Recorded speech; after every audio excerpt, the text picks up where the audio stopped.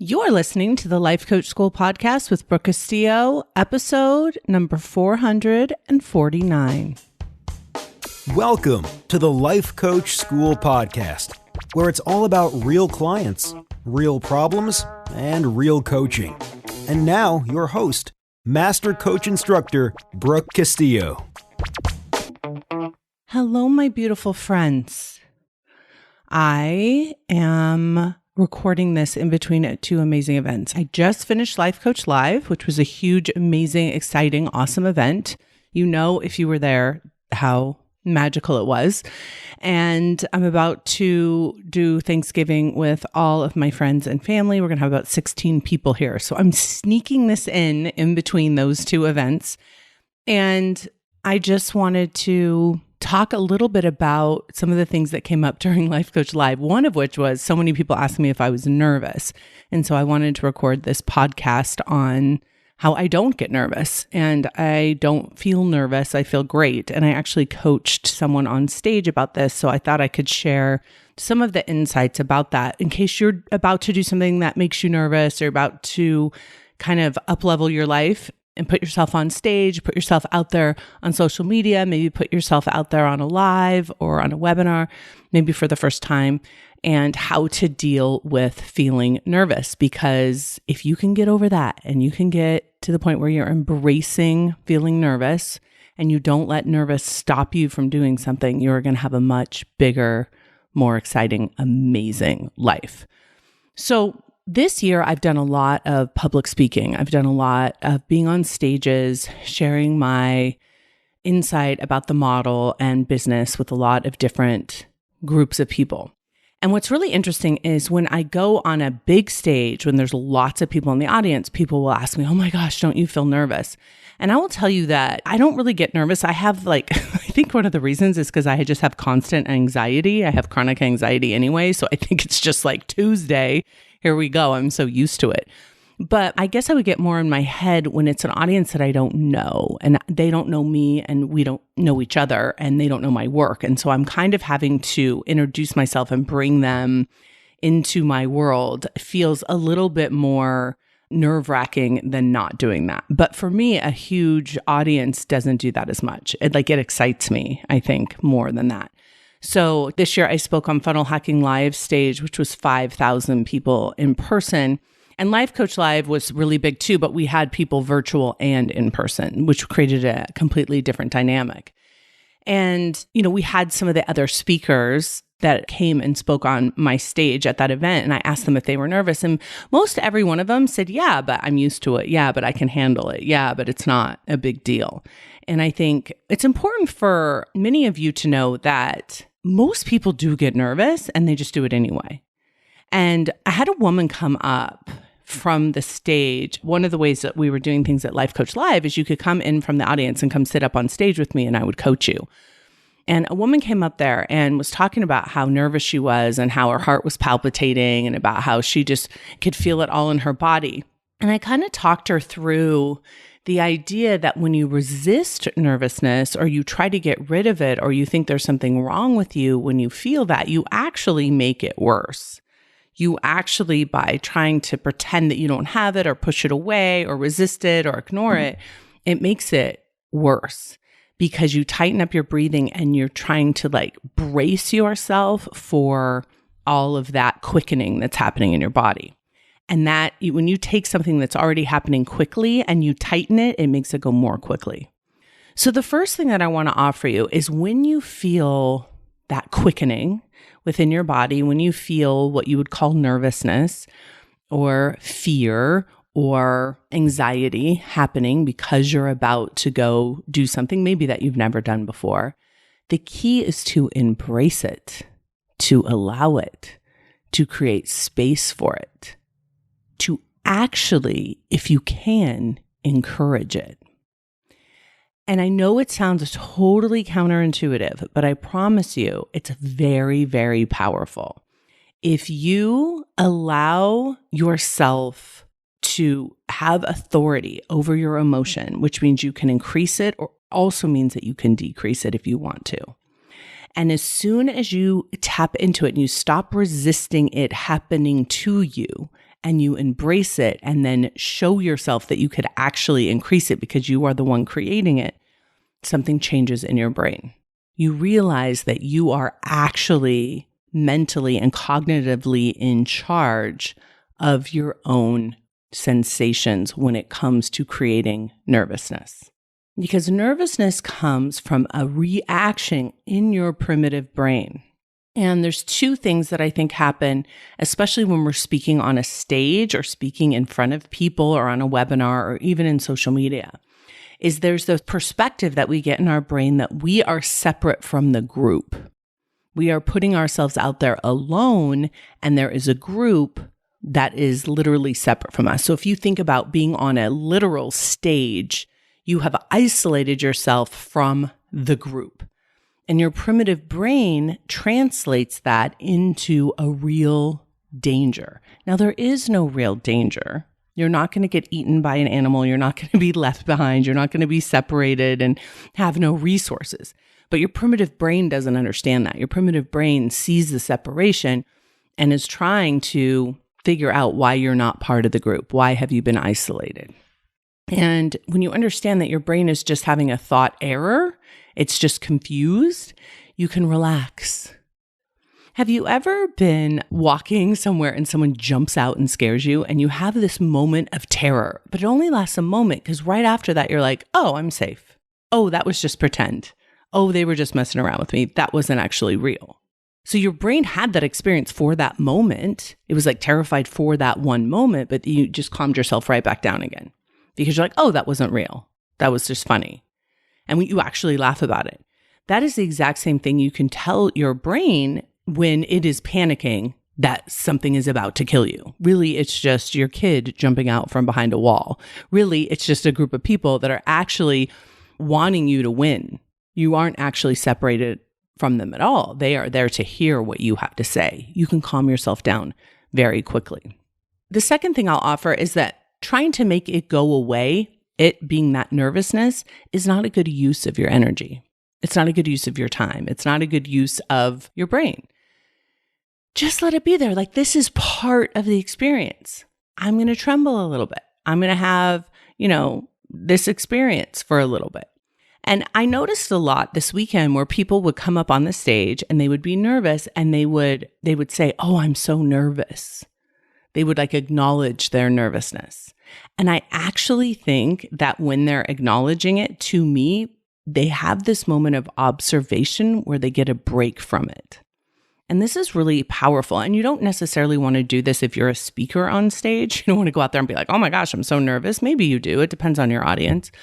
But when you're able to notice yourself being nervous, in that noticing, in that minute that you've pulled yourself out of actually experiencing it and you are now observing it, you are now the one observing it, you have given yourself a respite from it in the same way that you do for any emotion that you're observing.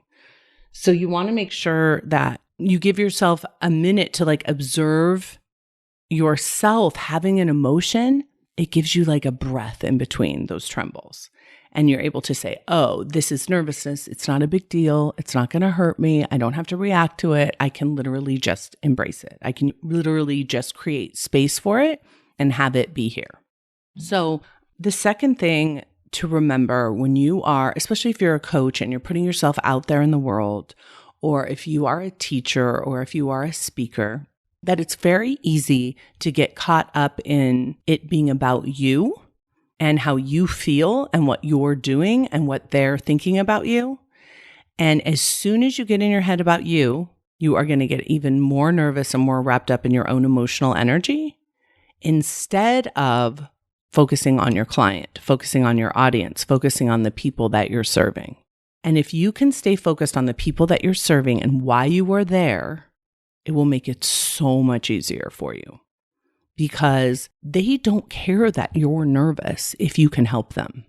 And they don't care what's going on for you in terms of you being worried about them judging you if you can help them. They're simply there for themselves. And I say this a lot. I'm like, they don't really actually care about you. They care about what you can do for them. And they're not thinking that consciously, but that's why they're there. That's why they're there listening to you speak on a webinar, or that's why they're there on your social media. That is why they're there at an event to listen to you talk, because they're hoping you can help them. And if you show up to help them and focus on serving them in the highest way you can, then it's okay that you're nervous. You're willing to do it nervous. There was someone at the Life Coach Live that was talking about, she just kept saying, do it sweaty, do it anyway. Even if you're sweaty, just keep doing it. I love that. I think it's like such an amazing way to think about it. It's not about you. Like, don't get so wrapped up in, oh, I'm so nervous, or I'm so sweaty, or I'm. Just start focusing on your client. What are you there to give them? What do they need from you? How can you focus on their life? And how can you make their life better? Giving them the information that they need to create whatever it is that you are there to serve them with. Okay? So the first thing that I offered for nervousness is you just allow it to be there. You don't resist it. You notice it and you breathe into it and create space for it. The second thing is you remember that you are in front of an audience. You are there in that moment to step out of your comfort zone to serve your people, to help them, to love them, to give them what they need for them to have better lives. It's not about you, it's about them.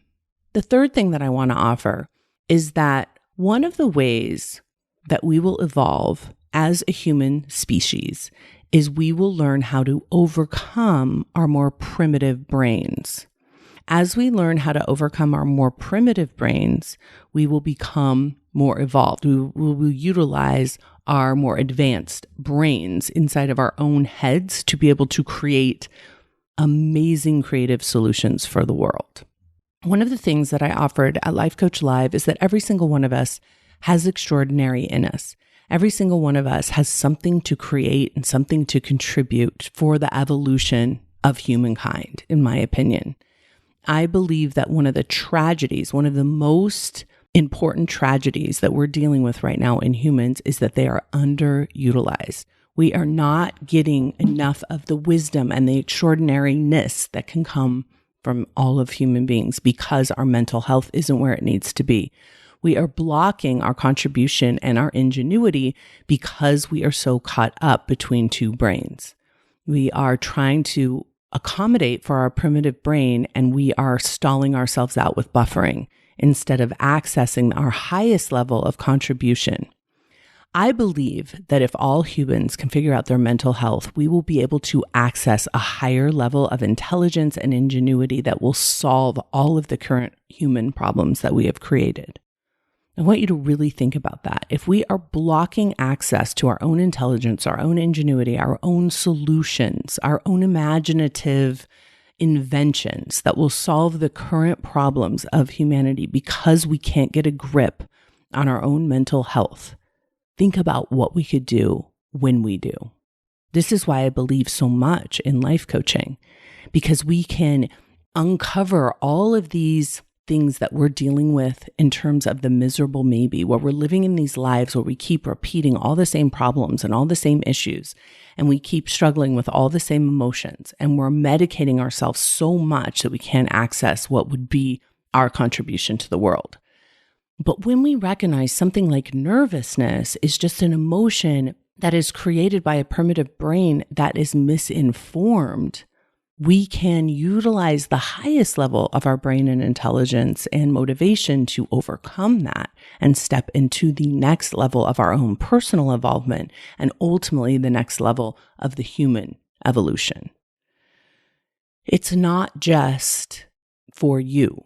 I don't believe your success is just for you. I believe your success is for you, for the example that you will create for the world, and for the contribution and value that you will create for the world. So I say all of this to give you an incentive to overcome your misguided emotion. And nervousness is just misguided. It doesn't mean you have to get rid of it. It just thinks that there's an actual danger when there isn't an actual danger.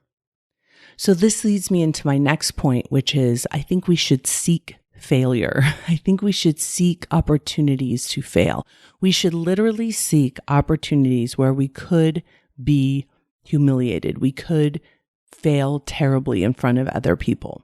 And if we pursue these dreams, we pursue these ideas that the worst that could happen if we make a mistake on stage, or we, have writer's block, or we have speaker's block and we don't know what to say, or we get too nervous that we can't do it, that getting over that emotion, overcoming that nervousness, overcoming that failure is part of the work that we all need to do for our own personal and collective evolution. So that is to say that I want to encourage you to sign up for things that make you incredibly nervous. Even if that means you have a post-traumatic response afterwards, being able to overcome that and then do it again and again and again and again is what is required for you to overcome that primitive brain that thinks you're about to die every time you post something on the internet. You have to show your brain that you did not die and that you're actually fine and that you can do it again and again and again and again. And then eventually you get to the point where you can go up on stage and you can serve your community, you can serve your people, and you literally just won't feel nervous because your job will feel too big and you'll feel like what you have to offer is too important. And you won't want to be holding back because of your own limitations what could be serving or helping someone else in their life. Your ability to seek and overcome negative emotion is one of your assignments to stronger mental health. Poor mental health comes from an avoidance of anything that would create negative emotion and a lack of awareness of where negative emotion comes from. And when we avoid life, literally, because we want to avoid any kind of nervousness or fear or trepidation, we miss out on the opportunity to learn the skill of how to feel emotion. I do not think there is a more important skill for us to develop our own personal confidence. Developing personal confidence, I think, is a responsibility that all of us have, because without confidence, we're not going to be able to share what we have within us. We're not even going to be able to discover what we have within us because we will constantly be hiding from ourselves, from our brains, from other people, and from the people that we are meant to serve. But when you get to the point where you know how to experience emotion and you are no longer afraid of experiencing negative emotion, you will put yourself out there more. You will seek failure more. You will put yourself on more stages. You'll put yourself on more posts. You'll put yourself on more webinars. You'll tell more people. You'll show up bigger in the world. And when you do that, we all benefit. We all get to see more of what is available from other human beings. And as we collaborate and as we share our extraordinariness and as we get over our negative emotion, we create literally a better world where we can really cooperate and collaborate to make everything go to the next level. And that's not to say that life won't be 50-50, because as we solve current problems, we're going to create new ones. But that is part of the process. If we try to have everything be great all of the time, and if we try to be happy all of the time, and we try to get to the point where we've solved the problems of the world, we are missing the point of what it means to be a human being. What it means to be a human being is to experience this world as complete polarity, which is positive and negative, to experience ourselves as positive and negative, not to pretend like the negative isn't there, not to get afraid of it and hide from it, but to embrace it and move towards it. So ask yourself right now, what is the worst part of being nervous for you? And is it worth the best part of what you have to offer? And if the answer is yes, you want to show up in your life and invite things into your life that quote unquote make you nervous, where you have a physical sensation that doesn't seem to be created by your brain, although I promise you it is, because you are in an environment where you think you're isolated and separated from the world. Any leader is going to feel this way.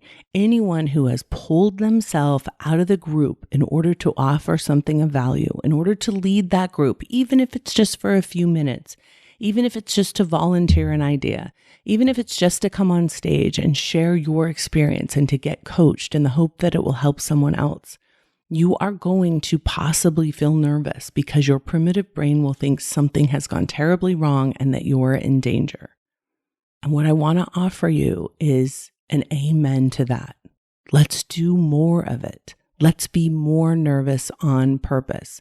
And the next time you find yourself with your heart quickening and you feel a little sweaty or you feel like there's a little bit of palpitation, just say, yes, I'm living an amazing, big, awesome life. I'm putting myself in harm's way on purpose, willing to feel all the experiences that are available to me as a human being, including being nervous.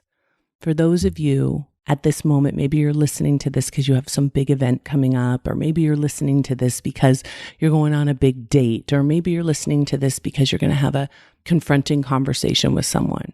I honor you and I respect you. And I say, embrace the nervousness and do it sweaty and make it happen for yourself. Keep moving forward.